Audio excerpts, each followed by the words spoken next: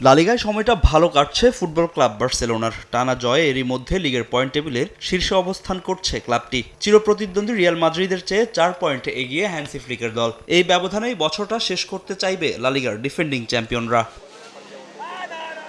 বছরের শেষ ম্যাচে বার্সেলোনার প্রতিপক্ষ সেভিয়া, যেখানে অনেকটা নির্ভর হয়ে মাঠে নামবে হ্যান্সি ফ্লিকের দল। লিগের সবশেষ ম্যাচে ওসাসুনার বিপক্ষে 2-0 গোলের দারুণ জয়ে আত্মবিশ্বাসী ক্লাবটি। সেভিয়ার বিপক্ষে সম্ভাব্য 4-2-3-1 ফরমেশনে দল সাজাবে বার্সা বস। তবে এই ম্যাচে ইনজুরির জন্য দানি ওলমো ও রোনাল্ড আরোহোকে পাচ্ছেন না হ্যান্সি ফ্লিক।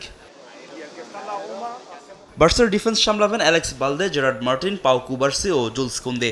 মাঝ মাঠে দায়িত্বে থাকবেন পেদ্রি ও এরিক গার্সিয়া। রাফিনিয়া, রাশফোর্ড ও লামিন ইয়ামালদের কাঁধে থাকবে আক্রমণ ভাগের দায়িত্ব। এই ম্যাচে শুরুর একাদশে দেখা যাবে স্ট্রাইকার ফেরান তোরেসকে। ইনজুরি থেকে ফিরে দুর্দান্ত ছন্দে আছেন বার্সার ব্রাজিলিয়ান স্ট্রাইকার রাফিনিয়া। গেল ম্যাচে 2 গোল করেছেন এই ফুটবলার, যা অবশ্যই স্বস্তি দিচ্ছে বার্সা কোচকে। পরিসংখ্যানও কথা বলছে বার্সেলোনার পক্ষে। ভিয়ারিয়ালের বিপক্ষে সবশেষ 4 ম্যাচের 3টিতে জিতেছে বার্সা, হেরেছে 1টিতে। তাই এই ম্যাচের আগে বাড়তি সতর্ক বার্সা কোচ। এদিকে ইংলিশ প্রিমিয়ার লিগে মাঠে নামবে ম্যানচেস্টার ইউনাইটেড। ভিলা পার্কে তাদের প্রতিপক্ষ অ্যাস্টন ভিলা।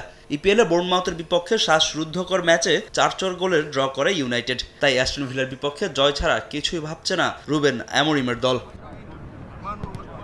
যদিও কাজটা সহজ হবে না রেড ডেভিলদের জন্য, কারণ ইপিএলের এই মুহূর্তে পয়েন্ট টেবিলের 3-এ থাকা অ্যাস্টন ভিলাও আছে দুর্দান্ত ছন্দে। যদিও পরিসংখ্যান কথা বলছে ইউনাইটেডের পক্ষে। অ্যাস্টন ভিলার বিপক্ষে শেষ 5 দেখার 1টিতেও হারেনি ইউনাইটেড।